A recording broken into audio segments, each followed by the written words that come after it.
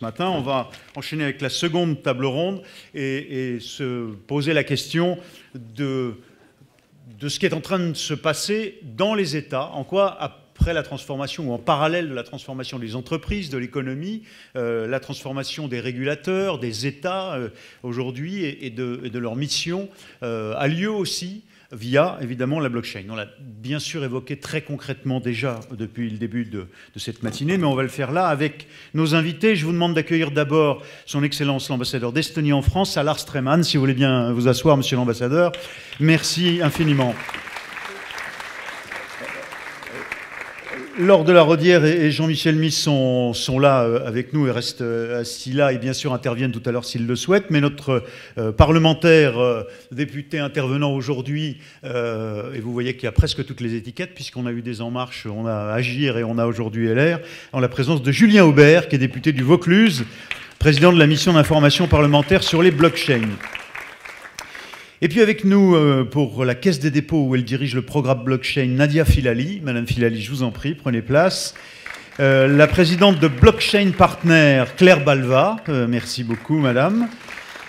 Et le directeur de Talent Lab, Thibaut Ducret. Je vous en prie, vous nous présenterez... qui nous propose aussi des solutions. On a, pour être clair sur le timing, je passerai la parole à Jean-Michel Mis pour conclure vers 12h20. Et puis nous aurons une intervention du ministre de l'économie et des finances, en effet, Bruno Le Maire, tout à l'heure. Mais on va commencer avec vous, Madame Filali. Peut-être nous dresser le portrait, le cadre de ce qui est en train de se produire dans le domaine public, justement, de la naissance de cette technologie à l'impact aujourd'hui sur les États. Comment vous, à la Caisse des dépôts, qui avez une vision macro, au-delà de la France, comment est-ce que vous voyez les choses? Racontez-nous. La blockchain peut être un avantage pour l'amélioration des services publics, globalement, et effectivement pas uniquement en France. Alors, c'est pas forcément la chose la plus évidente pour les administrations et les établissements publics que de se lancer dans une technologie qui est complexe, qui est diverse, et qui, en plus, je vais me permettre... la citation est un petit peu anti-jacobine, fondamentalement, quand même. Simplement, aujourd'hui, nous, on se rend compte au niveau de la Caisse des dépôts, on a commencé à travailler avec la délégation interministérielle de la transformation publique, où on a animé une après-midi d'acculturation et d'idéation, et c'est le début, je l'espère, d'autres initiatives, que l'intérêt pour le sujet est assez disparate, ou la compréhension du sujet est assez disparate chez ces acteurs-là, ce qui est assez normal, parce que l'on parle de blockchain ou d'autres technologies, contrairement à d'autres époques où on a construit les télécoms ou autre chose, les ingénieurs ne sont plus forcément dans les administrations et on n'est plus en train de faire des plans, enfin, on est sur un autre modèle. Et puis par ailleurs, il y a aussi... des gens qui s'intéressent aux cryptoactifs, mais sans forcément s'intéresser à d'autres choses. Donc il y a un point d'éducation et d'acculturation. On a parlé d'éducation tout à l'heure. C'est assez important, c'est le premier point. Ensuite, le sujet, c'est que pour avoir un intérêt sur la blockchain, il faut pouvoir travailler à plusieurs, notamment sur les services publics, et trouver des chaînes de valeur sur lesquelles on va pouvoir travailler. Alors, il y a des opportunités, notamment dans le cadre de la modernisation de l'action publique, que ça soit d'une façon de déployer des services dans les territoires de façon plus agile et plus souple. Alors, on va peut-être trouver des exemples sur ce qui va être de faciliter le déploiement de monnaie locale de manière complètement dématérialisée et avec d'autres modes de gouvernance, potentiellement. Enfin, un token monnaie locale, c'est un cas d'usage assez évident et qui peut être déployé. Il y a aussi une question sur la gestion du suivi des politiques publiques et tout ce qui peut être la traçabilité en fait, des dépenses publiques ou des allocations, et de qui a droit aux allocations ou pas. Alors là-dessus, je reviendrai sur un point important qu'a cité Kim tout à l'heure, qui était la notion d'identité et d'identification des citoyens ou des allocataires, qui va être un vrai sujet et qui va être un point central sur lequel il faut qu'on travaille. Il y a des travaux sur l'identité numérique en France. Ça prend énormément de temps, mais ça ne prend pas du temps que en France. par ailleurs, je travaille au Maroc aussi sur le déploiement de services publics qui lient la blockchain et l'identité. Je vous assure que ce n'est pas très simple, mais ça avance. Donc c'est un point assez important. Ensuite, il y a des sujets alors, qui vont peut-être moins correspondre tout de suite à ce qui peut être fait en Europe, mais le fait de pouvoir identifier des tokens qui peuvent être parfois des monnaies nationales, et vous avez des cas de déploiement en Tunisie avec le e-dinar, vous avez une volonté dans d'autres pays sur le sujet, ça va permettre d'apporter de la transparence sur un certain nombre de transactions et essayer de lutter contre le marché noir, etc. Alors, c'est compliqué parce que quand on apporte de la transparence dans des pays où il y a un sujet de rémunération des acteurs, quels qu'ils soient, c'est assez à double tranchant, mais c'est des sujets qui se déploient de la même façon que vous apportez de la transparence sur les allocations. Voilà. Vous pouvez aussi apporter de l'inclusion numérique avec ça. Justement, de la même façon, en permettant aux gens d'avoir un accès à des portefeuilles qui vont leur permettre d'acquérir des biens, parfois pas au même tarif que... Ça existe dans certains pays, hein, pas ici, plus ici, mais ça nous renvoie parfois à des mondes lointains, mais ça existe vraiment dans certains pays. Et il y a des biens qui sont financés en partie par l'État, et si on fait ça autrement, ça peut fonctionner. Et il y a tout ce qui est du retour, enfin de la notion de la démocratie 3.0. Et là-dessus, évidemment, les Suisses, et leur en parlait tout à l'heure, ont une culture de la votation, peut-être nous un peu moins, mais il y a quand même des travaux qui sont faits, notamment à l'Assemblée nationale, sur ces sujets-là, sur la sovereign identity, mais je pense que son Excellence en parlera, etc. Alors, nous, au niveau de la Caisse des dépôts, aujourd'hui, on a commencé par travailler dans le cadre des programmes blockchain en lançant le consortium LabChain qui est dédié plutôt au monde de la banque, finance, assurance. Et ensuite, on a travaillé dans le cadre de nos métiers et de nos problématiques métiers. Et aujourd'hui, on a aussi lancé un programme d'action qui n'est pas un consortium, mais qui est un programme d'action que pour l'instant, on a nommé Public Chain. Et l'idée, c'est d'essayer d'aider les pouvoirs publics à développer des services publics sur blockchain. On a un premier projet sur l'axe portuaire Marseille-Rhône-Saône avec la délégation interministérielle de la MERS pour un projet de traçabilité des biens chimiques avec une société marseillaise qui s'appelle Kix et avec Zicamp, et on essaye de faire travailler l'ensemble de la chaîne, que ce soit les douanes et les industriels. On a eu des réflexions également en Bretagne sur les allocations et potentiellement au Grand Est. Donc notre idée, c'est d'accompagner les acteurs publics. Dans des domaines très différents, qu'il s'agisse là de la sécurité des transports dangereux ou qu'il s'agisse du social. On est sur deux bouts du spectre complètement différents. Alors complètement. C'est-à-dire qu'effectivement, on n'est pas forcément monométier. Moi, je reste fondamentalement persuadée que pour avancer, il faut trouver des projets concrets, les développer de bout en bout et pas faire uniquement ce qu'on appelle des POC, parce que ça c'est joli, mais il y a un moment ça n'aboutit pas à grand chose, sinon à démontrer qu'on arrive à faire une micro-brique, et d'y associer à la fois les startups, les acteurs de la recherche, les pouvoirs publics et les industriels. Et aujourd'hui, typiquement, on travaille aussi avec l'Institut de recherche technologique de Saclay, qui a autant de développeurs blockchain et de chercheurs blockchain que Consensus. Je ne sais pas si le team est parti, mais au moins en France. Donc ils ont lancé une initiative qui s'appelle BART, avec des chercheurs. Et nous, aujourd'hui, quand on travaille avec eux, on travaille sur le marché des green bonds et la certification des bons. On travaille aussi bien les sujets de cybersécurité, de gouvernance, de scalabilité, enfin de performance, que la mise en place du système qui n'est pas le sujet le plus complexe, en fait. Pourquoi ça va s'imposer aussi aux États qui pourraient, je viens de faire bondir Alain Streman, pourquoi ça va s'imposer aussi? Alors, tout ça est tellement naturel que de fait, même les États vont devoir l'utiliser dans leur process. Pourtant, le problème de l'identité reste posé. Pourtant, il faut convaincre tous les acteurs d'entrer dans le process, vous venez de nous le dire, et de le montrer sur l'exemple des transports chimiques. Et à quelle vitesse? Parce qu'on voit bien qu'il y a quand même des obstacles aujourd'hui que les États contournent. Vous le dites à Filali. Alors déjà, il y a des États qui font des choses. Effectivement, l'Estonie, je pense qu'on en parlera tout à l'heure. Il y a la Suède qui travaille sur ce sujet-là. Il y a Dubaï qui a lancé un programme de modernisation de l'État extrêmement important sur ce sujet-là. Vous avez des pays comme le Venezuela qui essayent de contourner un certain nombre de blocus sur leur devise, hein, avec le pétro. Vous avez un des premiers services publics qui a été déployé avec la Poste en Tunisie, et maintenant la Tunisie travaille sur le e-dinar. Au Maroc, on travaille également à la modernisation de l'action publique avec ces sujets-là. Pourquoi et comment? Parce que déjà, potentiellement, ces infrastructures qui ne vont pas coûter très très cher. Ça, c'est un premier point. Ensuite, on a des options de décentralisation qui sont intéressantes, ou de désintermédiation d'un certain nombre d'acteurs, y compris publics, ou de mise en relation d'acteurs publics qui ne se parlent pas énormément.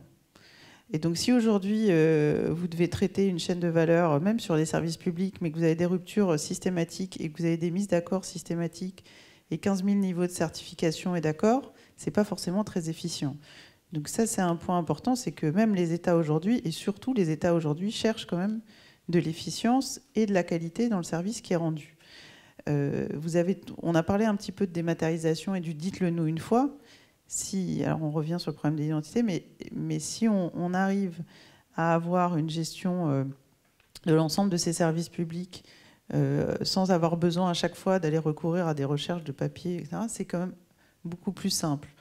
En revanche, ça ne se fera pas tout seul, et ça ne se fera pas qu'avec la technologie blockchain. Alors on va revenir sur ce qu'on peut faire de mieux, comment on peut faciliter. Claire Wavel, je vous passerai la parole, mais je voudrais une fois planter le décor sur ce qu'il en est dans les États aujourd'hui, qu'on se penche sur l'exemple de l'ambassadeur de l'Estonie à travers son porte-parole, et qui mieux que l'ambassadeur en effet. Merci de votre présence, Monsieur Streeman. Je vais vous demander de prendre un micro, s'il vous plaît. Voilà.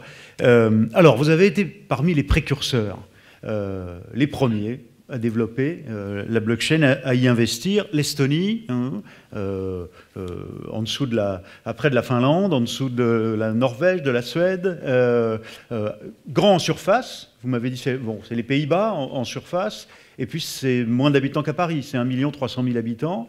Très en pointe sur des technologies des industries comme celle du bois, par exemple. Très soucieuse de l'exportation et très soucieuse aussi de l'économie circulaire, aujourd'hui de l'ambition de la transition climatique. Voilà, portrait très rapide de l'Estonie. Comment ça se fait que vous ayez été en effet précurseur sur la blockchain? C'est une question pas si facile. J'espère que je peux répondre à ça parce que je ne suis pas vraiment un expert. Un grand merci pour être invité ici aujourd'hui parmi vous. Vous êtes bien sûr, tous les invités sont plus grands experts que moi, peut-être, un pauvre ambassadeur. Mais à répondre à votre question, l'histoire de l'Estonie, il faut souligner que l'histoire c'est ce que je sais, dans la cryptographie, on a utilisé le principe de chaîne de données depuis longtemps, depuis des siècles. Voilà. Ce n'est pas quelque chose, en principe, très inconnu depuis longtemps. Les chercheurs estoniens, les scientifiques estoniens ont travaillé avec les éléments de précurseurs de blockchain depuis les années 90. 90 avec les équipes estoniennes, avec les Japonais, les Américains, pour développer quelque chose qui est plutôt une empreinte de temps, timestamp, qui permet vraiment en temps réel vérifier l'information, les données. C'est quelque chose peut-être plus théorique, mais on a fait beaucoup de recherches sur ça. Et voilà, au début des années 2000, on a lancé une solution plutôt vraiment où les scientifiques estoniens ont été dirigeants, le système qui s'appelle KeyCI, Keyless Signature Infrastructure. Un système sans clé qui appartient en fait, c'est pas précisément ce, on peut le dire que c'est la même chose que blockchain, mais quand on parle de blockchain, c'est une famille de différentes solutions. Et on n'a pas trouvé une approche commune. Qu'est-ce qui c'est blockchain? Il y a des solutions un peu qui se diffèrent. Et voilà, si on regarde, il y a deux grandes familles de blockchain, une qui a été choisie pour la cryptocurrency, crypto-monnaie, et l'autre grande branche qui est la signature sans clé, qui est choisie par l'Estonie. L'objet, le but était très simple, garantir et vérifier les données dans les registres publics, dans le registre public estonien. Vous savez que nous avons un grand nombre de services publics qui sont digitalisés. En total, il y a 2500 différents services. Ça inclut aussi quelques grandes entreprises. Et voilà, pour les plus importants registres, comme le registre de la population, le registre de police, le registre foncier, il faut garantir que toutes les informations, toutes les données qui sont là sont vérifiées en temps réel, que l'information est véritable. C'est la tâche de le gouvernement en Estonie. Et pour ça, on a lancé le système de KSI pour garder pas les bases de données, mais les données d'accès, le log, le journal, dans le système en principe de blockchain, avec deux principaux objectifs pour garantir l'intégralité de cette information. Et pour le deuxième, pour monter une certaine menace, on peut dire, pour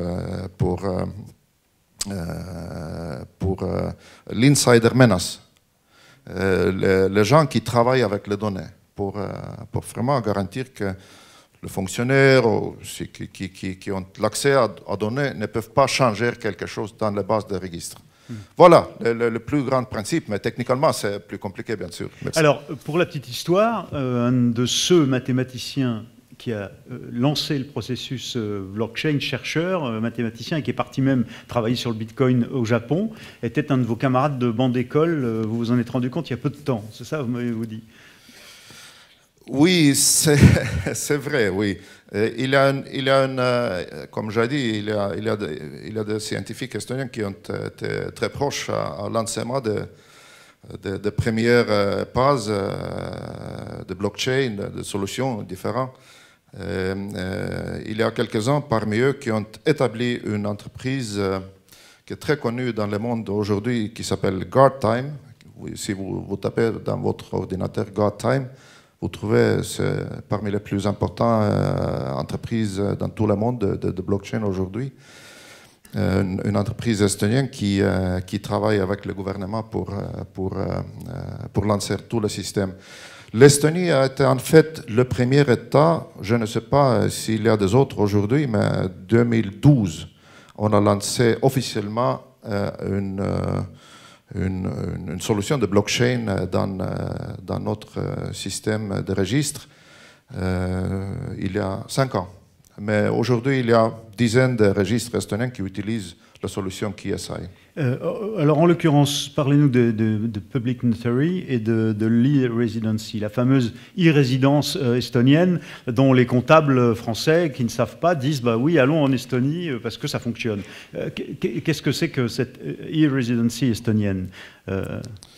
C'est simplement une possibilité de s'identifier avec la garantie du gouvernement estonien. C'est une solution pour les entrepreneurs qui sont actifs dans le secteur transfrontalier, qui veulent utiliser l'accès par Internet à un énorme nombre de services digitaux en Estonie. Oui, c'est-à-dire que le paradoxe, c'est que... Pas plus, pas moins. Oui, mais c'est énorme, parce que finalement, vous avez, en réglant technologiquement et juridiquement la question de l'identité numérique, vous l'offrez aussi même à des citoyens d'autres pays. C'est-à-dire qu'au fond, puisqu'il n'y a pas d'identité numérique ici, si je veux en créer une pour des besoins de business, par exemple, je vais la demander à l'Estonie, selon des critères qui va me la définir, et donc j'aurai finalement une e-identité.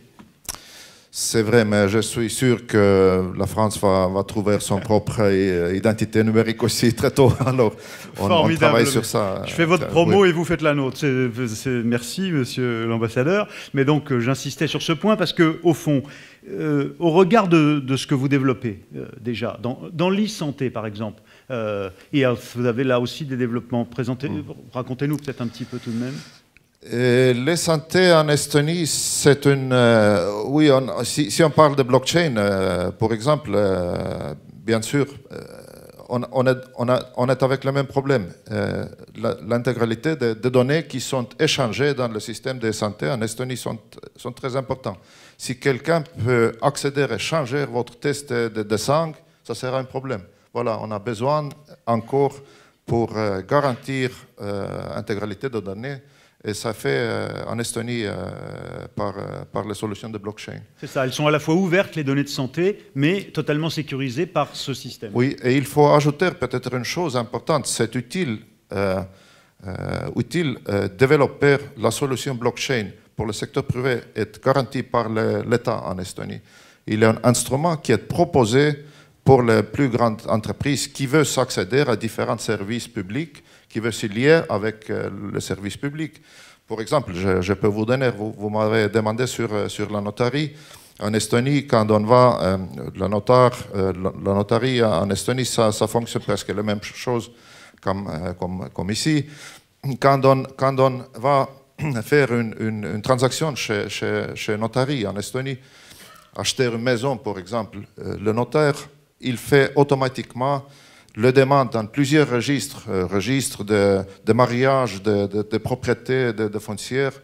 Ça arrive automatiquement dans l'ordinateur de notaire. Il ne faut pas aller au demandeur faire la demande sur le papier.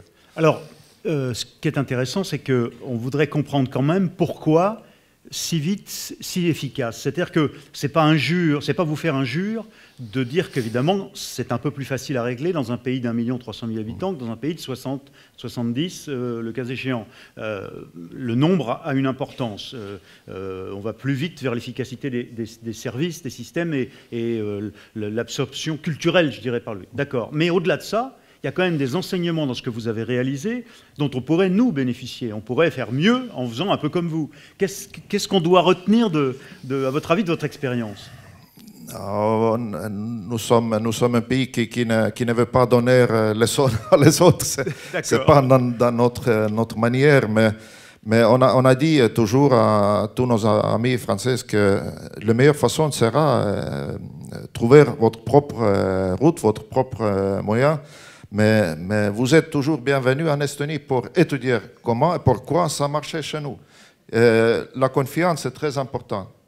Quand je parle ici en France, la question de la confiance, c'est évoqué presque toujours. Est-ce qu'on peut faire la confiance à ce que vous faites dans l'ordinateur parce qu'on ne voit pas les données, qu'est-ce qui se passe? Et voilà, il y a des éléments qu'on peut utiliser pour donner cette confiance. Par exemple, donc, premier aspect, l'identité. L'identité, le même principe de vérification de données, de log fail avec le blockchain. Chez nous, les données, ils appartiennent à les citoyens. C'est moi qui... les données privées appartiennent à moi. Je peux toujours demander, faire une demande, je peux toujours vérifier qui a consulté mes données. Si la police, la fisc ou quelqu'un, parce que j'ai l'accès à log file. Je peux toujours demander pour quelle raison cette consultation a été lieu. C'est pénalisé très lourdement par la loi s'il n'y a pas de raison. Oui, exactement. Donc non seulement l'identité numérique est créée, mais en plus vous avez des règles très strictes de l'usage que l'on peut faire de ces données. Il y a un point clé quand même. Sur lequel je voudrais que vous le disiez, parce qu'en préparant, vous me l'avez dit, mais vous n'osez pas. Mais vous dites quand même aux Français, vous voulez toujours un peu la perfection, vous voulez trop bien faire. Exactement. C'est un principe très français. Essayer d'être très, très parfait. Chez nous, parce qu'on est petit, on est toujours dans la compétition avec les grands pays comme la France, l'Allemagne, les Américains. Il faut trouver une solution très rapide qui marche et qui fait confiance. C'est la manière d'Estonie. En France, on peut se permettre peut-être discuter. Il faut un peu avancer pas à pas. Et si on a adopté certains premiers pas, on peut montrer que ça fait confiance. Voilà, ça a été notre modèle. Merci. Il y a un point sur lequel vous insistez, c'est l'acculturation à ça. Au numérique, bien sûr, à la blockchain, c'est-à-dire aux propositions, la culture, l'enseignement. Oui, mais ça arrive parce que chez nous, on a commencé très tôt, au milieu des années 90. On a équipé toutes les écoles avec les ordinateurs. On a pris des formations des professeurs. C'est ce qui est important aujourd'hui. On ne s'occupe pas de ce problème parce que la génération qui est agrandie maintenant, qui sont devenus les adultes, ils savent tous utiliser la solution. Ce n'est pas un grand problème. Et bien sûr, on ajoute très bon travail dans les universités. Il y a à propos très bonne coopération entre les universités estoniennes et françaises, très rapprochées. Ça marche très bien. Voilà, il y a des choses qui marchent. Bon, et puis, gageons qu'on fera suite à votre proposition d'aller visiter l'Estonie. Bon, il y a un point très important, c'est qu'une population finalement moins dense, évidemment, sur un très grand pays, avec évidemment un point déterminant. Je vais passer la parole à Thibaut Ducret, mais je rajoute ce point déterminant, c'est l'efficacité du réseau partout, au fin fond même des marais les plus plats et les plus éloignés d'Estonie, ça a été déterminant, le développement d'un réseau. Alors on revient par ce biais, qui est un des facteurs de réussite, aussi à la technologie. Talent Lab, vous pouvez peut-être nous rappeler, Talent et Talent Lab, ce que c'est. D'abord, Thibaut Ducret, vous êtes le directeur de Talent Lab, et l'implication que vous avez dans la blockchain. Talent, c'est une société de conseil et de services dans le domaine du numérique, créée il y a un peu plus de 15 ans, 2000 collaborateurs, un peu plus aujourd'hui. Voilà. C'est une société d'origine française qui aujourd'hui rayonne dans beaucoup de pays du monde. Alors la culture qu'on a installée, d'abord je les remercie parce que ça a commencé il y a plus de 2 ans, ils sont dans la salle, enfin, en tout cas les premiers porteurs. Nous, on a cru au monde de la blockchain et quand on a participé au premier forum de la blockchain organisé par RM Conseil, il y a un peu plus d'1 an, on a annoncé, on a dit oui, ça y est, on a commencé, on a créé une initiative qui s'appelle Talent Coin. Alors effectivement, c'est une vraie fausse crypto-monnaie, c'est un système d'échange à l'intérieur de l'entreprise destiné à tous les collaborateurs.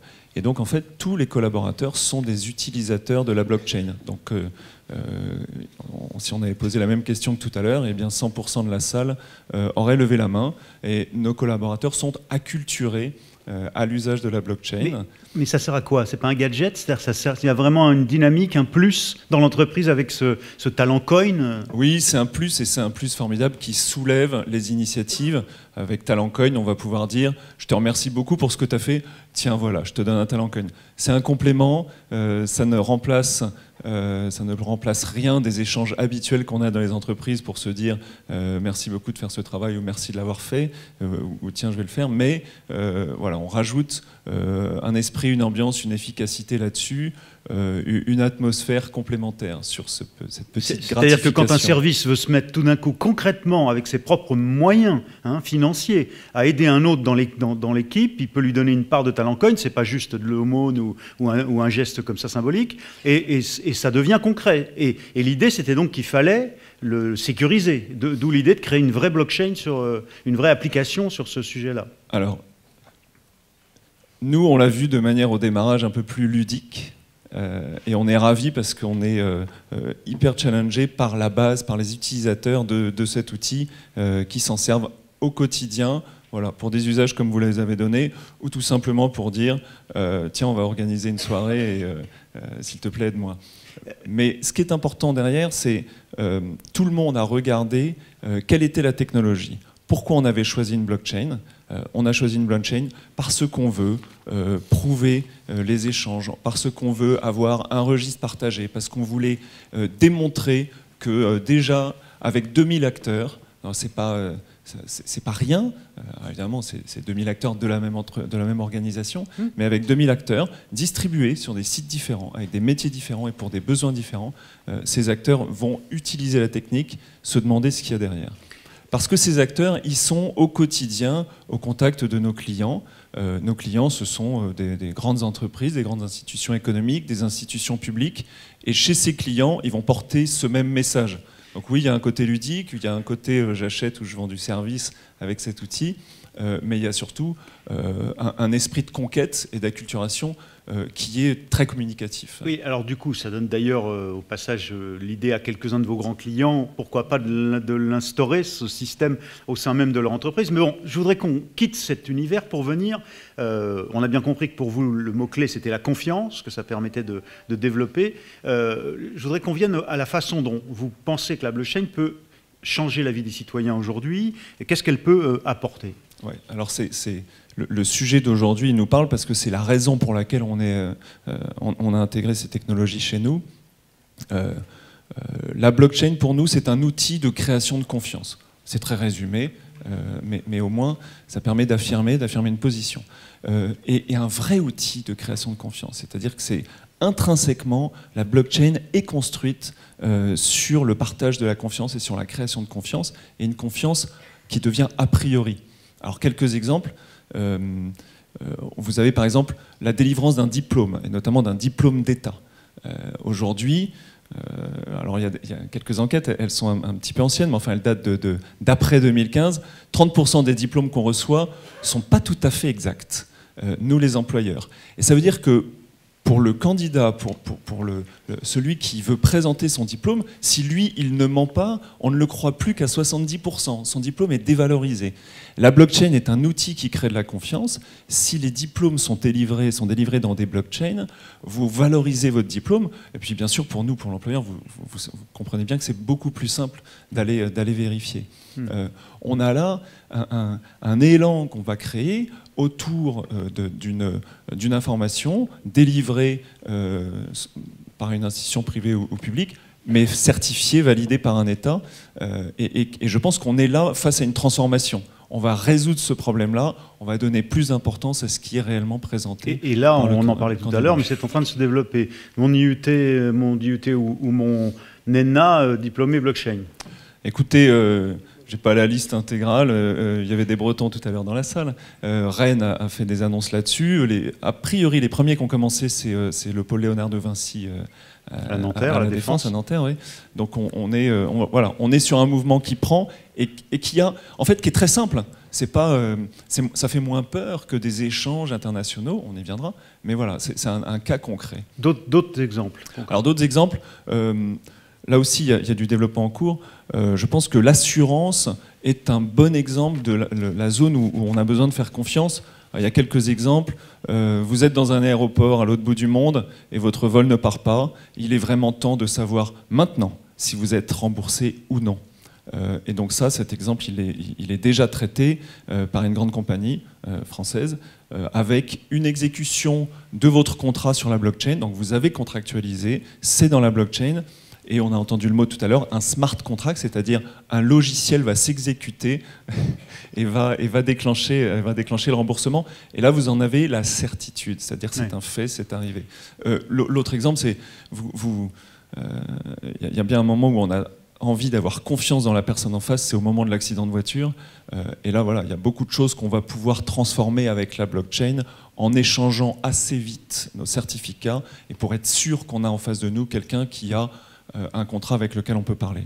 Ouais, donc on parlait tout à l'heure des transports chimiques, par exemple, avec le danger et la mise en place d'une blockchain de traçabilité pour pouvoir contrôler pour l'État. On parlait des douaniers aussi, les éléments, le titre de propriété. Voilà autant de sujets sur lesquels vous intervenez aussi. En matière d'emploi, c'est une forme de service public aussi. Qu'est-ce que ça peut améliorer? Ouais, alors je vais revenir sur les deux, enfin, rapidement, j'arrive sur l'emploi parce que c'était très bien préparé, c'était effectivement là où moi aussi je voulais en arriver, mais juste les fluides, il y a des fluides chimiques, il y a des fluides énergétiques, et là aussi je crois qu'il y a une question de confiance et d'établissement de la confiance sur ce que je reçois, quelle est sa provenance, ou en tout cas, est-ce que l'équilibre énergétique, c'est vrai pour l'électricité, est-ce que l'équilibre énergétique est respecté et conforme à la notion verte, durable, par exemple, que je me faisais de mon énergie. Et ça, on va en parler, c'est créateur de confiance et donc c'est probablement facteur de création d'emplois.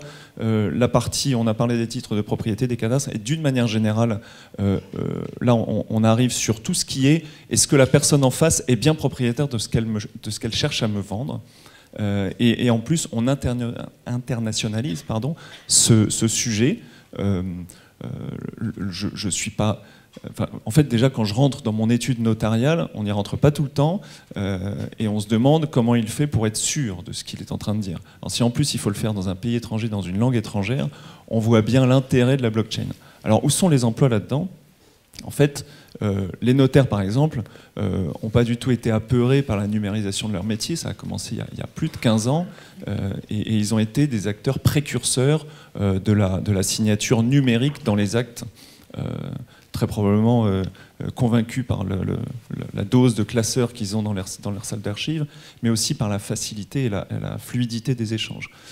Si vous rajoutez à la fluidité des échanges la confiance et l'absolue certitude que vous avez en face de vous des gens qui sont ce qu'ils disent être, ou qui possèdent le service ou la propriété dont vous voulez faire l'échange, et ben là on a des fondements économiques faciles, des leviers qui vont nous permettre d'accélérer, d'améliorer un modèle. Et donc le chômage, ou en tout cas l'emploi, le chômage va être réduit, l'emploi va être accéléré sur des nouveaux métiers, sur une mise en place, mais pas que sur ça, parce que apporter une technologie, c'est transformer l'emploi. Mais là, on est aussi sur les modèles habituels de l'économie, hein, un titre de propriété, un échange, un contrat d'assurance, ce ne sont pas des modèles nouveaux, mais là-dessus, rajouter de la confiance va rajouter de la fluidité. L'idée, c'est de la fluidité et d'aller plus vite au recrutement, par exemple. Et d'aller plus vite au recrutement, d'aller plus vite au service, de le déployer plus rapidement,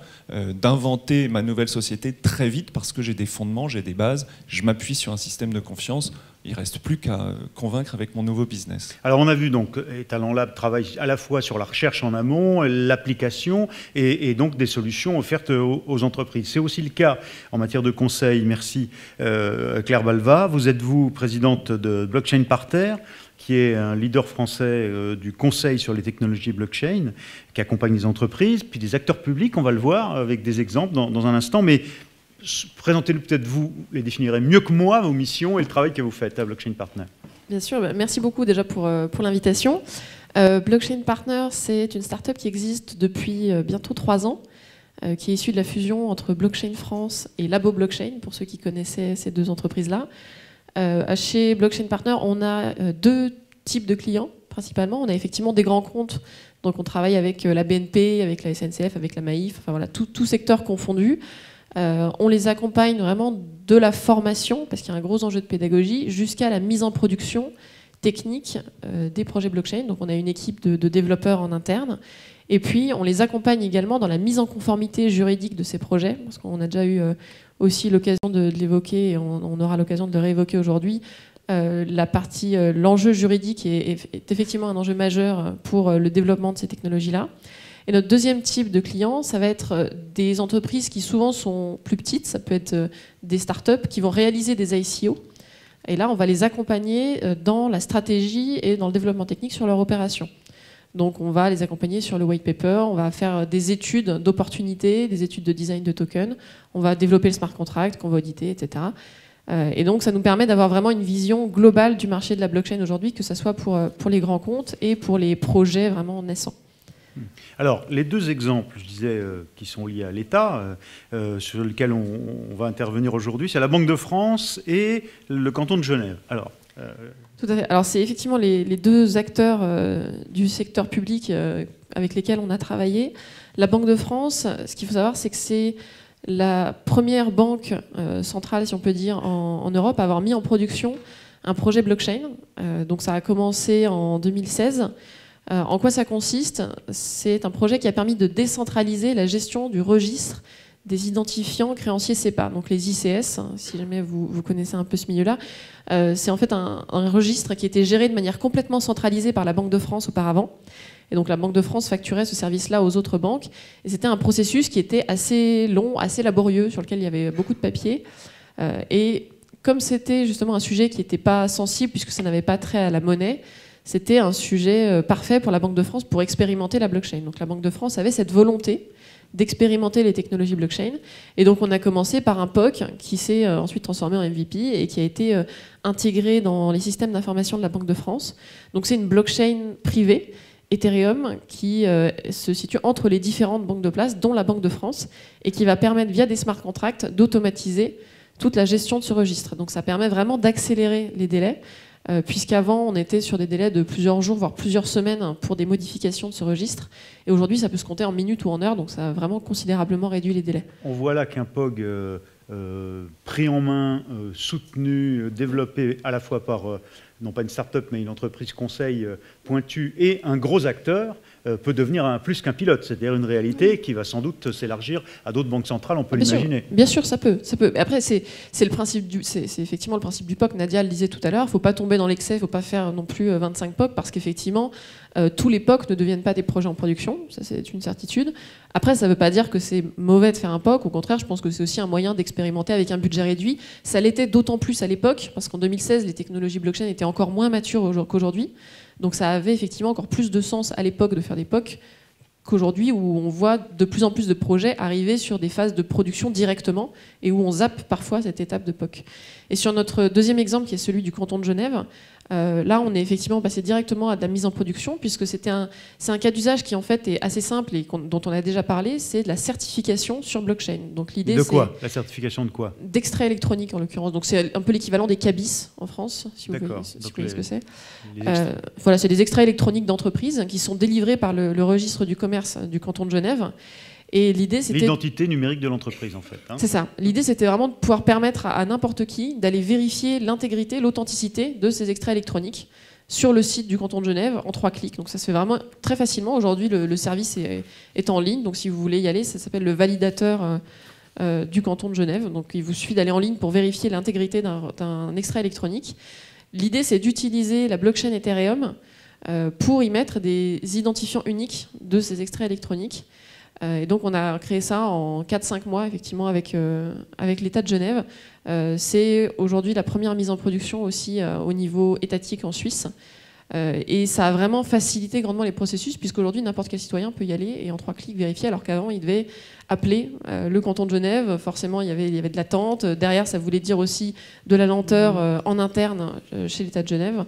Donc c'est vraiment de l'optimisation de processus. Bon, mais alors, après avoir entendu fixer le cadre par Nadia et les 3 exemples, enfin les exemples que vous citez tous les 3, avec la fluidité que vous avez amenée dans l'exemplarité de ce que vous nous avez décrit, que ce s'agisse de l'Estonie, de l'optimisme rayonnant de talent ou de ces 2 exemples qui fonctionnent et qui sont...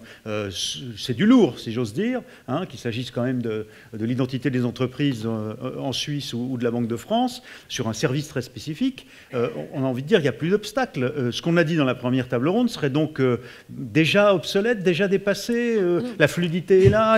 Alors, où sont les blocages quand même et qu'est-ce qu'il faut? Parce que là, évidemment, vous voyez bien où je veux en venir. J'essaye d'interpeller Julien Aubert, qui vous écoute depuis tout à l'heure avec attention et qu'on va interpeller sur le thème « Qu'est-ce qu'on peut faire de mieux ?»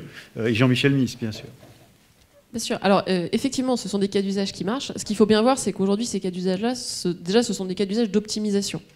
Donc, on est sur une logique d'optimisation et d'utilisation de la blockchain pour de l'innovation incrémentale, on va dire. Donc, c'est effectivement des cas d'usage qui, aujourd'hui, sont les plus faciles à mettre en place. Voilà. C'est un peu comme de la digitalisation. C'est très utile, mais on va dire que ce n'est pas les cas d'usage les plus disruptifs, les plus révolutionnaires. Ceci étant dit, il y a quand même des obstacles. On le voit très bien, et ça a notamment été le cas pour la Banque de France, qui a du coup impliqué les autres banques de place dans ce projet-là.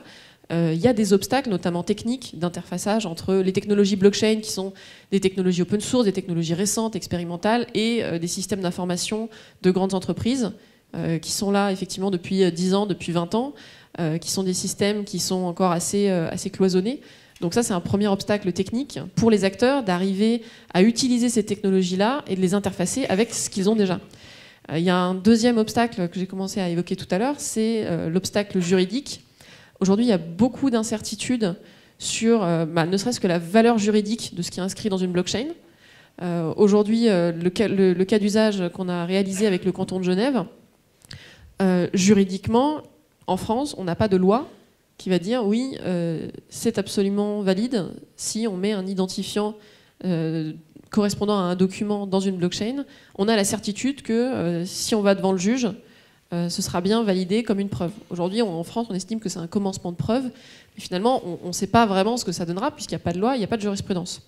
Donc tout ça, aujourd'hui, c'est un frein, évidemment, aux entreprises, et on a beaucoup de POC et de MVP qui, souvent, ne passent pas en production, non pas pour des raisons techniques, mais pour des raisons juridiques, parce que derrière, forcément, les juristes arrivent et disent « mais attendez, on ne veut pas faire n'importe quoi, et on les comprend bien, on ne veut pas dépenser des dizaines, des centaines de milliers d'euros pour mettre en production quelque chose où on n'est pas certain que juridiquement ça a une valeur derrière. » Et je parle là, je reviens vers le parlementaire, mais il y a un paradoxe entre les juristes qui nous disaient n'allons pas trop vite, ne réglementons pas, et là vous nous dites, les juristes dans les entreprises disent au contraire, comme on ne sait pas comment ça va évoluer la jurisprudence, ou plutôt le règlement, la réglementation, la législation, eh bien on déconseille de mettre en production. Là, on est quand même dans un nœud gordien qu'il faut trancher. Oui, on est bien d'accord. C'est un gros paradoxe. Je pense qu'en fait, il y a déjà un premier enjeu qui est d'envoyer des signaux positifs.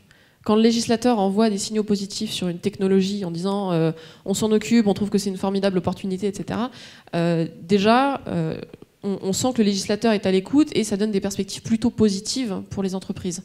Donc on n'est pas obligé de réglementer à chaque fois dans la semaine pour favoriser des mises en production, mais ne serait-ce que les signaux positifs. C'est bien noté. Voilà, je pense que c'est déjà une très bonne chose. Et alors bon, j'ai même pas parlé évidemment des obstacles concernant le statut des crypto-monnaies, la fiscalité des crypto-monnaies, les enjeux de responsabilité dans les smart contracts. Aujourd'hui, par exemple, chez nos clients qui réalisent des ICO, la sécurisation des smart contracts est extrêmement importante, parce que si demain il y a un bug dans le smart contract et que les fonds sont volés, comme ça a pu être le cas pour certains projets, aujourd'hui, c'est très difficile de déterminer qui est responsable. Est-ce que c'est le développeur qui a fait le smart contract? Est-ce que c'est celui qui l'a audité? Est-ce que c'est celui qui l'a mis dans la blockchain? Est-ce que c'est un service extérieur duquel dépendaient les informations du smart contract? Bon, finalement, tout ça, aujourd'hui, on ne sait pas. Et donc ça, ce sont des enjeux énormes qui, potentiellement, freinent aussi le développement de ces technologies. Et alors, vous auriez presque pu commencer par celui-là. Il y a aussi un enjeu important, c'est finalement la culture de tout ça, la connaissance, la compréhension. Ça reste quand même un débat d'initiés pour initiés, avec leur jargon, si ce n'est le glossaire, dont je parlais tout à l'heure. Et c'est ça qui est une difficulté, paradoxalement, aujourd'hui. Il y a les meilleurs, ceux qui savent, et puis il y a le reste du monde. Oui, et c'est sûr que plus on creuse dans cet écosystème, plus on se rend compte que ceux qui ont le pouvoir et ceux qui sont les sachants, c'est vraiment les développeurs qui sont dedans toute la journée et qui ont un jargon qui est encore 1000 fois plus compliqué que le nôtre. Et on se rend compte qu'il y a un énorme enjeu de pédagogie. Ceci étant dit, je pense qu'aujourd'hui, ça évolue déjà beaucoup. Moi, je suis arrivée dans la blockchain, c'était mi-2015. À l'époque, tous mes amis me regardaient avec des grands yeux, personne ne savait ce que c'était. Et aujourd'hui, j'ai de plus en plus d'amis qui me disent « Ah, j'ai téléchargé Coinbase sur mon téléphone, j'ai investi, j'ai acheté des tokens, etc. » Donc finalement, on sent qu'il y a quand même un mouvement qui se crée, aussi parce qu'il y a des applications qui arrivent, qui ont une expérience utilisateur un peu plus intuitive qu'avant, et qui permettent à toute une partie de la population de commencer à s'approprier ces technologies-là. Ce qu'il n'y avait pas du tout il y a 2 ans. On voit l'arrivée aussi, par exemple, de Ledger, qui vend ses Ledger Nano, qui en a vendu plus d'1 million. On sent que le sujet se démocratise, donc ça arrive petit à petit. Je pense que c'est un peu comme Internet à ses débuts. Dans les années 90, Internet, ça faisait peur, on ne savait pas trop ce que c'était. Si vous pouvez aller sur Internet, regarder à quoi ressemblait eBay en 1995. Vous allez voir, vous n'avez pas envie d'aller dessus. C'est vraiment quelque chose qui apparaissait extrêmement complexe, avec du jargon aussi. Je pense que c'est un peu pareil pour la blockchain. Je pense que dans 5 ans ou dans 10 ans, la majorité des problèmes d'expérience utilisateur auront été résolus. Du moins, j'espère. Alors, je vais faire réagir Julien Aubert à tout ce qui a été dit à cette table ronde, et puis lors de la rodière, un mot aussi, question de la salle et conclusion de Jean-Michel Miss. Mais qu'est-ce que vous inspire tous ces exemples, à la fois la dimension très positive, très dynamique du process, et puis en même temps, alors que je rappelle qu'il y a cette mission sur la blockchain que vous présidez, et puis en même temps, les difficultés, les obstacles que vient très bien de pointer du doigt à nouveau Claire Alvin. Alors, hier, c'était les sujets du bac philo. Je me rappelle une citation qu'on mettait toujours, « Science sans conscience n'est que ruine de l'âme ». Et donc, ça interroge évidemment sur le progrès technique. Et ce qui est intéressant dans cette technologie, c'est qu'elle a été mise à disposition par des individus dont on ne connaît pas exactement l'identité et qui procédaient d'une idéologie politique qui, par définition, était hostile à l'autorité étatique. Il faut quand même le rappeler parce que tout le monde ensuite s'empare du sujet sans se demander son origine, mais c'est le croisement parfait du monde cyberpunk et des libertariens et monétaristes, l'idée d'avoir une monnaie indépendante de l'État, indépendante des frontières, indépendante de la puissance publique. Et donc, par définition, l'ADN des technologies de chaîne de blocs, je vais essayer de le faire en français, c'est évidemment plutôt de minorer le rôle de l'État, et plus particulièrement un État centralisé. Et donc, c'est un peu une oxymore quand on dit, et alors, que peut faire l'État par rapport aux technologies de chaîne de blocs? Et on voit bien d'ailleurs que ce qui est intéressant, c'est qu'il y a une deuxième vague où vous avez une appropriation par les acteurs, sans l'idéologie, en disant tiens, ça m'intéresse parce que ça me permet de certifier, ça me permet d'accélérer, ça me permet d'être plus performant ici ou là, avec une espèce de profusion. Je suis un peu le modèle chinois, que 1000 fleurs s'épanouissent, en espérant que ça ne termine pas comme le grand bond en avant. Et la difficulté, évidemment, c'est que si ces technologies peuvent minorer et affaiblir en partie l'action étatique, elles ne le font pas de manière symétrique pour tous les États. On le voit d'ailleurs avec la précédente révolution qui était la révolution des plateformes. Effectivement, la France pourrait passer, si je caricaturais, peut-être comme une colonie numérique. En tout cas, nous ne pesons ni sur Amazon, ni sur Google, etc. Donc, certains États sont affaiblis par rapport à cette situation, mais pas tous, puisque les Américains, eux, lorsqu'ils ont un problème avec Facebook, ils sont tout à fait capables de le régler. Et donc, c'est pour ça qu'en matière de réflexion sur le rôle de l'État dans un monde numérique, ça affaiblit l'action étatique, mais pas tous les États de la même manière. Et au contraire, ça aurait plutôt tendance à renforcer ceux qui ont une avance technologique. C'est ce qu'on a vu d'ailleurs avec l'intervenant sur Jedi. Hein, et il y a ceux qui ont l'étoile de la mort, et puis il y a ceux qui se baladent avec les petits vaisseaux de l'Alliance rebelle. C'est quand même pas la même force de frappe. Voilà. Donc, c'est quoi la moi aussi, je suis un enfant de la génération geek, alors j'en profite. En plus, Solo est sorti au cinéma. Alors donc, du coup, il y a effectivement cette appropriation par les acteurs, mais le rôle, à mon avis, d'un Parlement, c'est de réfléchir à l'impact social.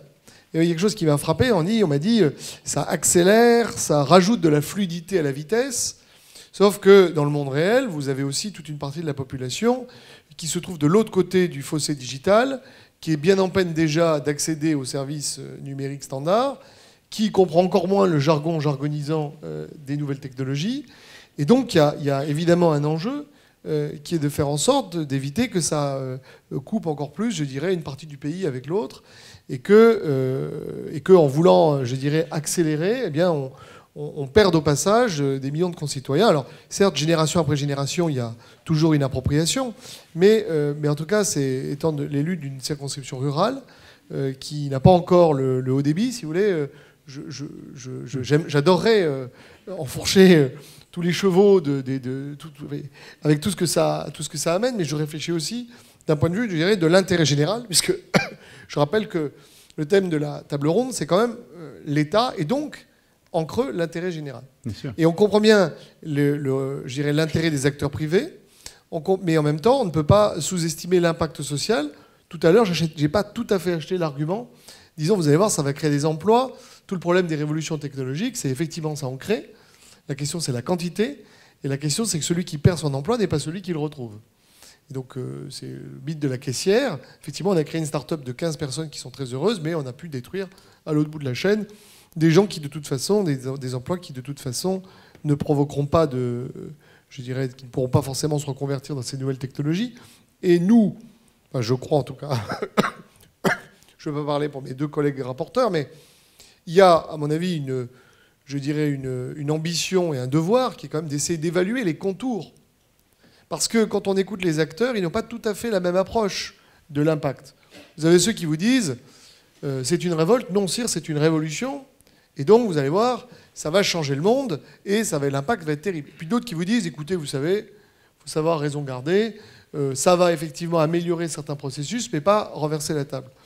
Et donc, entre le choc mortel sur le crâne et le bobo au menton, le rôle, si vous voulez, quand même, est de l'évaluer, parce que comme on accélère et que tout ça va très vite, eh bien, ça suppose évidemment de réfléchir aux conséquences sociales. Et Par exemple, pour le et notaire. votre sentiment? Alors, je sais que vous ne pouvez pas dire tout de ce que la mission est en train de Ah bah, d'étudier. je me garderai bien, parce que moi, je préside. Hein. J'entends Le bien, rapport, mais quand même, qu'est-ce c'est que... eux, ils sont les têtes pensantes. Hein. Moi, Ils vont nous le dire, mais je me votre contente sentiment, simplement de quand fixer même. les horaires et d'accueillir les gens. Je crois que c'est très très compliqué à évaluer par avance. Je pense que sur le long terme, il va y avoir une destruction massive d'emplois, parce que le jour où finalement mon notaire, c'est celui qui m'accueille en me disant bah alors pour la signature c'est déjà fait, vous signez là, bon moi j'ai pas à voir. Pour la certification et l'authenticité, bah, de toute façon tout est fait par informatique. À un moment donné, on va se dire bon mais excusez-moi, mais quelle est votre plus-value exactement, mis à part le conseil pour me dire vous tapez là ou vous tapez là. Donc je pense que il y a un besoin. Alors il y a néanmoins une faiblesse, et la faiblesse c'est que effectivement, alors d'abord pour l'État, il y a la possibilité de penser à ce qu'on appelle des blockchains souveraines, mais en fait, ce n'est pas exactement, je dirais, le terme qu'il faudrait utiliser. Mais en tout cas, à mon avis, il y a un exercice auquel on devrait se plier qui est dire, tiens, on va s'approprier la technologie pour voir exactement l'enjeu derrière et les conséquences sur... Alors, on fait ça, par exemple, dans le domaine de l'énergie, sur ce qu'on appelle les flottes captives. Vous définissez un périmètre ou une expérimentation, ça vous permet de voir in vivo. Mais méfions-nous quand même, parce que l'État, par le passé, a voulu embrasser à plein bras certaines technologies, et, pardonnez-moi l'expression, il s'est complètement vautré avec l'argent du contribuable au passage. Je me rappelle de grands logiciels qui étaient censés revoir le mode de dépenses des fonctionnaires militaires, qui étaient censés revoir le régime social des indépendants, et on importe, si vous voulez, des progiciels ou des technologies qui sont faites pour des petites structures privées. Quand vous le plaquez sur des millions de gens, vous avez intérêt à ce que ça fonctionne, parce que derrière, c'est évidemment toute une économie. Et le privé ne peut pas fonctionner si le public fonctionne mal.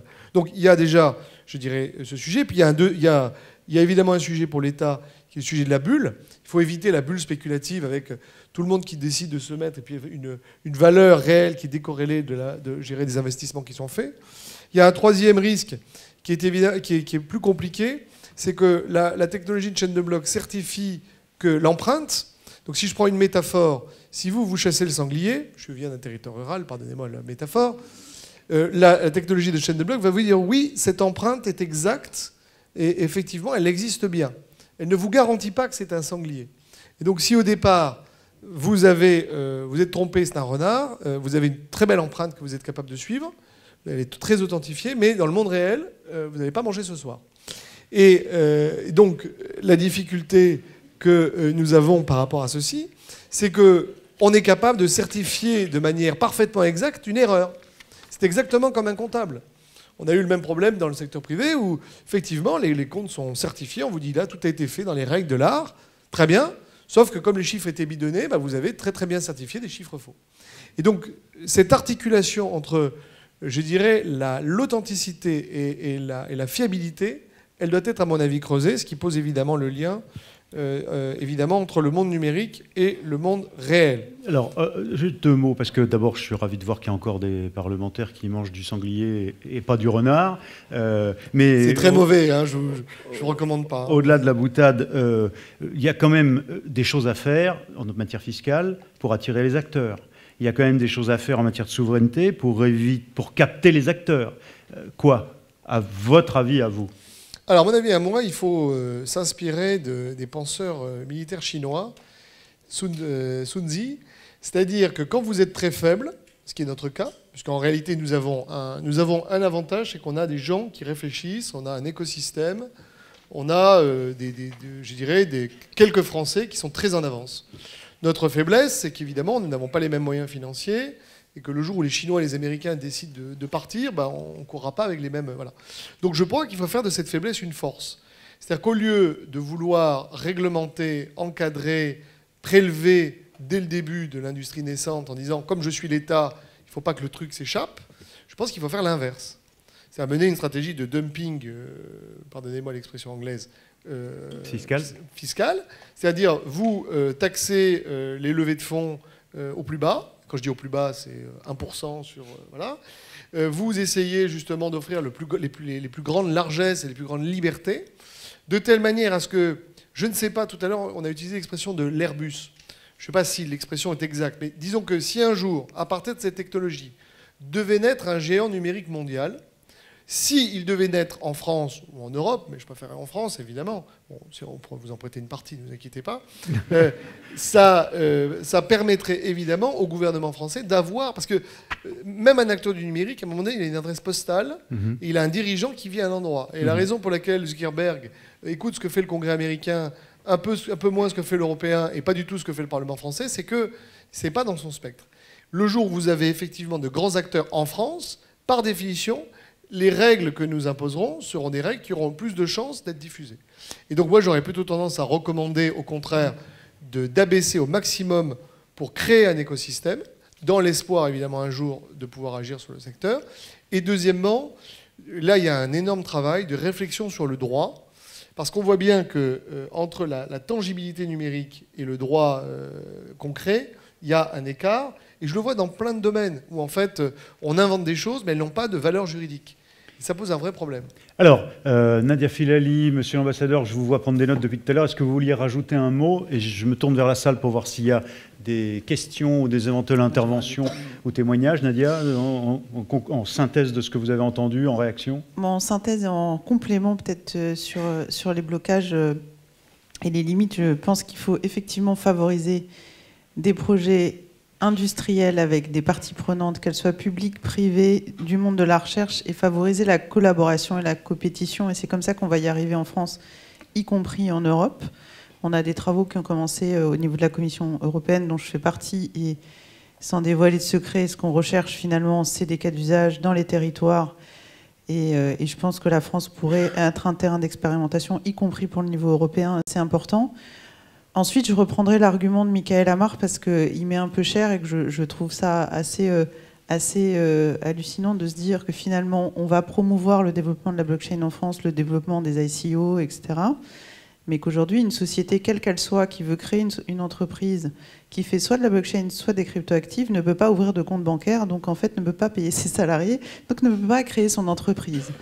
Donc ça c'est fondamental. C'est-à-dire que si aujourd'hui... On tire dans le pied de nos propres champions ou futurs champions. Exactement. Donc j'ai entendu certains banquiers dire on n'aime pas les cryptoactifs, etc. Pourquoi pas? Je veux dire, je comprends complètement les sujets de lutte anti-blanchiment et anti-terrorisme. Je fais moi-même partie de la Caisse des dépôts. On est quand même presque bientôt soumis à la CPR dans le cadre de la loi Pacte. Donc c'est des sujets qu'on regarde. Mais... il y a un moment, soit c'est une hypocrisie globale, enfin je vais le dire, soit c'est un vrai sujet d'acculturation des dirigeants, des gens qui vont lever ces verrous-là, mais il faut pouvoir faire en sorte que ça fonctionne. Alors Streman, qu'est-ce que vous... Peut-être seulement un mot sur l'impact au marché du travail. Parce que je suis aussi accrédité à l'OCDE. On travaille beaucoup avec cette question. Quel sera l'impact du secteur digital dans l'avenir sur le marché du travail? Notre expérience en Estonie jusque-là, depuis des années, est que chez nous, le secteur fait aujourd'hui 10% de PIB. Et les employés qui sont engagés dans ce secteur sont environ 4-5%. Ça a augmenté énormément. Et une autre question qui est très souvent évoquée ici en France avec moi est que si ce développement a mis beaucoup de gens au chômage. Le chômage en Estonie aujourd'hui est 5%, c'est presque négligent. Ça n'existe pas. Il y a toujours un problème d'une discussion de main-d'œuvre ou de force de travail. Et je pouvais dire plutôt qu'il y a été des fonctions qui ont disparu. Mais au contraire, ils ont été remplacés par les autres professions qui sont nécessaires pour le secteur digital. Alors, de point de vue de gouvernement, ça n'a pas changé beaucoup de choses. On n'a pas gagné, quand on parle, on a eu aussi un objectif de réduire des fonctionnaires. Mais d'autre côté, on était forcé aussi à employer un peu plus de des experts dans le digital. Alors, c'est ce que je veux dire. Il n'y a pas peut-être beaucoup de raisons à craindre en avance. Merci. 4% de chômage et du Wi-Fi partout, même au fin fond de la forêt, on va tous vivre en Estonie. Clara Balva, un petit mot, Chibo Ducret, très court, avant que je me tourne vers la salle.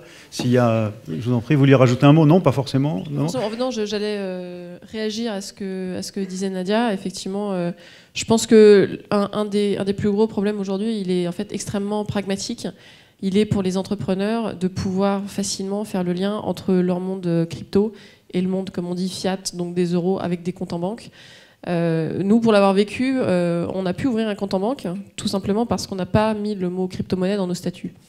Et notre conseiller bancaire notre conseiller bancaire nous a dit tout de suite, si vous parlez blockchain, base de données, développement privé, ça va. Par contre, crypto-monnaie, vous ne pouvez pas. Et je sais qu'un jour, j'ai voulu acheter des crypto-monnaies avec la carte bleue de l'entreprise parce qu'on avait besoin de déployer un smart contract et qu'il fallait pour ça des Ethers. Et j'ai pas pu, en fait, tout simplement. Donc j'ai acheté ça à titre personnel avec ma carte bleue, et ensuite je me suis fait rembourser en note de frais. Et c'est vrai qu'on se dit c'est complètement absurde de devoir faire ça. Nous, je pense qu'encore, c'est pas extrêmement handicapant pour nous parce que ça reste relativement occasionnel, mais je pense qu'il y a des entreprises qui travaillent avec les crypto-monnaies tous les jours et dont le service même, c'est d'ailleurs de travailler avec des crypto-monnaies, qui elles sont complètement bloquées et qui ont des banques en Allemagne, qui ont des banques en Suisse. Et je pense que en fait, ce qui est terrible, c'est que c'est même pas de l'hypocrisie. Et le comble, c'est que vous avez la Banque de France comme client. Tout à fait. Mais c'est pas. En fait, je pense pas que ce soit de l'hypocrisie générale, dans le sens où finalement les contraintes juridiques qui sont posées aux banques sont aujourd'hui trop strictes par rapport à ce qu'elles peuvent faire respecter sur les crypto-monnaies, tout simplement parce qu'elles n'ont pas les outils, elles n'ont pas la pédagogie nécessaire pour comprendre ce qui s'y passe. C'est aussi cette obsession de perfection, mais aussi à se tirer des balles dans le pied, à être toujours meilleur dans le droit, que évoquait Lars Reimann tout à l'heure. Thibaut Ducret, un mot ou non?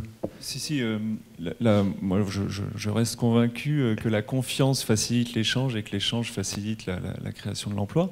Et après, il y a une question philosophique, et vous aviez abordé, Monsieur Aubert, votre intervention sur la philosophie. Et oui, c'est beaucoup plus compliqué que la manière dont je l'ai affirmé. Et comme vous parliez des sangliers, je vais parler des trains. Moi, ma famille vient du Berry, vient de Bourges.